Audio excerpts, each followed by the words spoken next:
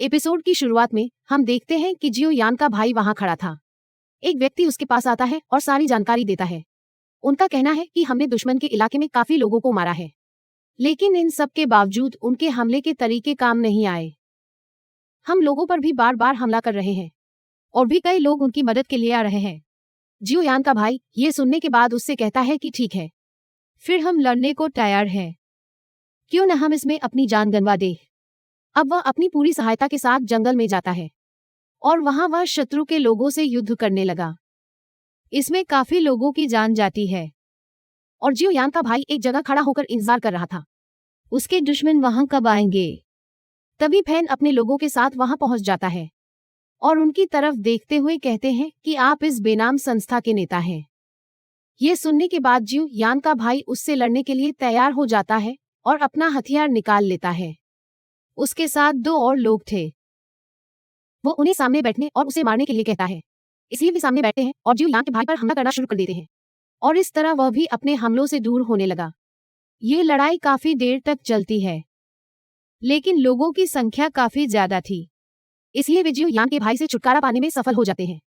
जियो यान के भाई के लिए लड़ना बहुत मुश्किल हो रहा था और इसी के साथ फैन अपने लोगों के साथ तय करता है कि हमें मिलकर उस पर अटैक करना चाहिए और वे सभी अपनी शक्ति वहां इकट्ठा करते हैं और एक आत्मा को बुलाते हैं और फिर उसी की मदद से उस पर हमला करने के लिए आग भेज रहे थे। जियो यान का भाई इसके साथ अपनी शक्ति इकट्ठा करते हुए अपने हमले को विफल कर देता है। इस वजह से उन्हें काफी सदमा भी लगा था। जियो यान के 2 भाई जितने भी लोग लड़ रहे थे, फैन की नजर उन पर थी, तो वह सोच रहा था कि क्यों न जाकर उन्हें मार डाले, इससे बहुत परेशानी होगी। इसलिए जब वह उन्हें मारने जा रहा था, जियो यान के भाई ने अपनी ढाल बनाने और उसका रास्ता रोकने की कोशिश की। इतने में पंखे ने उन पर हमला कर दिया और उनकी ढाल तोड़ दी और वह उसे पीछे धकेलने में सफल भी हो गया। जैसे ही वह वापस गिरता है, फैन अपने लोगों की मदद से उस पर हमला कर देता है और अब जियो यान का भाई घायल हो गया है और वह गुस्से में कहता है कि तुमने मुझे बहुत गुस्सा दिलाया है, आज मैं तुम्हारी हड्डियां तोड़ दूंगा।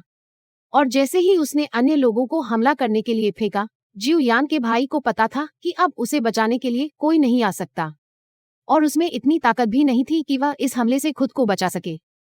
इसलिए उसने अपनी हार मान ली और फिर लोग गायब हो गए। और इसी के साथ फैन ने कहा कि किसकी हिम्मत है कि यहाँ आकर हमारे बीच में खड़ा हो। कौन है ये? मेरे सामने आओ। ये सुनकर जियो यान हंसने लगता है और वहां आते ही उसने कहा कि 2 साल हो गए तुमसे मिले हुए। मैं नहीं जानता कि तुम अब तक कैसे जीवित हो और तुम्हारा भाग्य कैसा चल रहा है। जियो यान का दूसरा भाई उसे देखकर बहुत खुश हुआ। उसने कहा कि जियो यान, तुम जीवित हो, तुम मरी नहीं। लेकिन फैन को देखकर वो काफी हैरान रह गए। उन्होंने कहा कि यह कैसे संभव हो सकता है, तुम वहां मर गए, तुम जीवित कैसे हो सकते हो।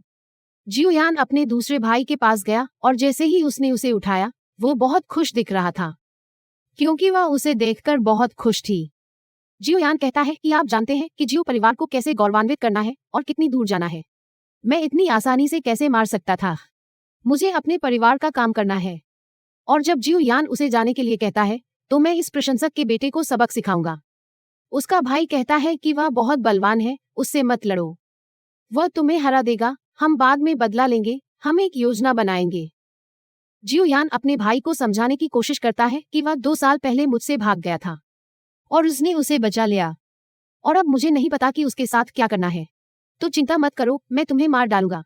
जियो यान का भाई कहता है कि ठीक है, फिर मैं भी यहाँ बैठकर इस लड़ाई को देखूंगा, मुझे कहीं भी नहीं जाना है। अब वहां जियो यान ने अपनी तलवार निकाली और उससे लड़ने के लिए तैयार हो गया और परिवार को देखकर कहा कि बच्चे आए तो जान से मार दूंगा। इसलिए वह अपने 2 चाचाओं को उस पर हमला करने के लिए भेजता है और फिर वहां का माहौल बदलने लगा।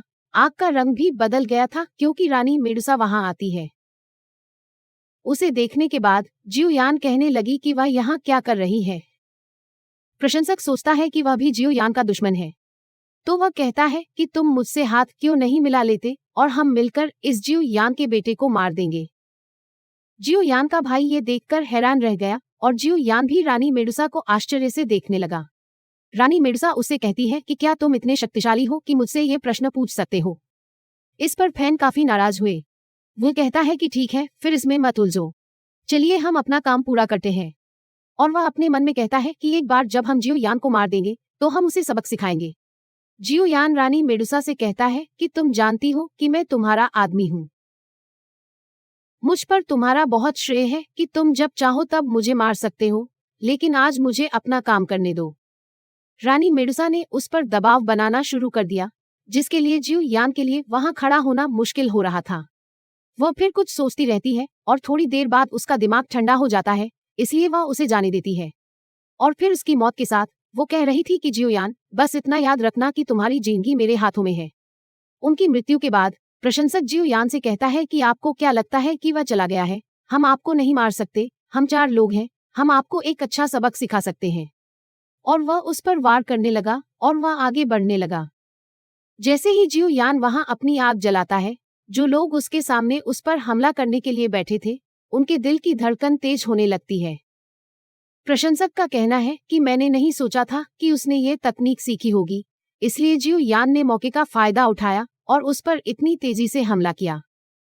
वो नीचे गिरने लगा। जियो यान का दूसरा भाई इसके साथ खड़ा होता है और कहता है कि जियो यान पिछले 2 वर्षों में बहुत मजबूत रहा है। और ये बात फैंस को बिल्कुल भी पसंद नहीं आती है। इसके साथ वह फिर से हमला करने के लिए तैयार था। जैसे ही उसने जियो यान पर हमला किया, जियो यान ने फिर से अपने हमले से इनकार कर दिया। अब उसके आदमी भी तेजी से उस पर हमला करने के लिए आगे बढ़ रहे थे। तभी उसके दोस्त जियो यान की मदद के लिए आए और उन्हें जगह पर रखने के बाद वह कहने लगा कि हम उन्हें संभाल लेंगे। जियो यान, तुम पंखे का ख्याल रखना। इससे फैन काफी गुस्से में था। वह कहता है कि अच्छा हुआ कि तुम्हारे दोस्त तुम्हारी मदद के लिए आ गए, लेकिन तुम बाकी लोगों को कैसे बचाओगे? वह अपने आदमियों से कहता है कि वे अपनी लड़ाई खत्म करें और उन्हें मारना शुरू करें। जैसे ही उसने अपनी लड़ाई खत्म की और उन्हें मारना शुरू किया, जियो यान के अन्य दोस्त वहां आ गए और उनका ये भी दावा है कि फैन ये देखकर काफी गुस्से में था।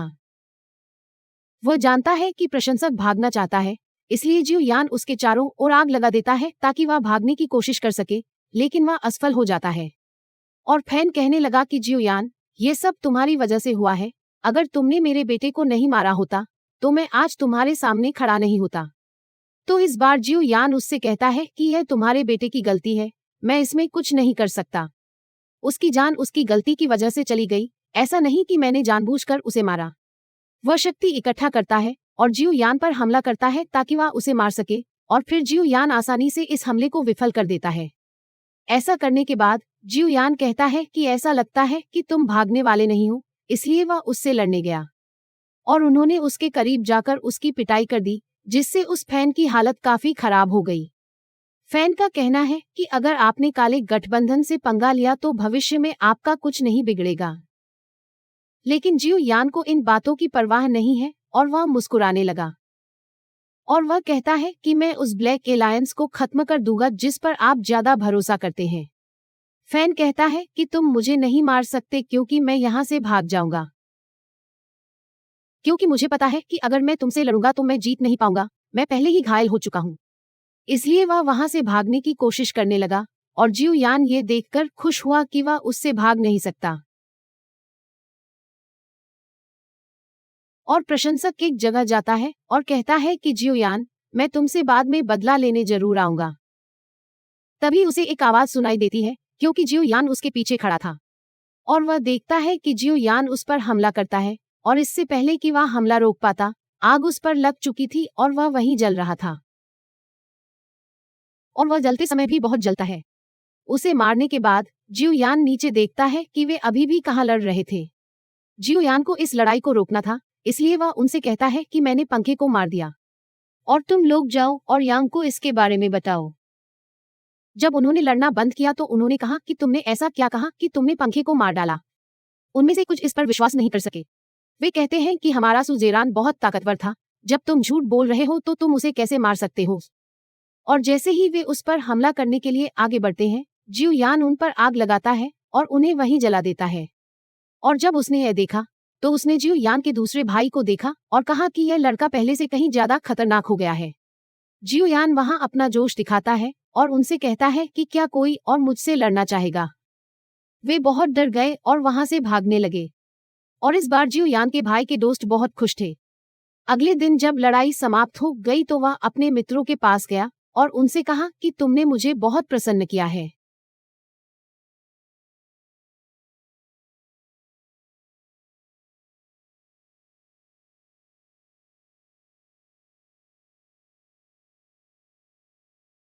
लेकिन उसका दोस्त कहता है कि कोई बात नहीं, हमें कभी आपकी जरूरत पड़ेगी, इसलिए आप हमारी मदद के लिए आए। और नीचे खड़े होकर छुटकी कहती है कि तुम मुझे भूल गए हो, मैंने भी इस लड़ाई में बहुत मदद की, तो उसके लिए आपका बहुत बहुत धन्यवाद।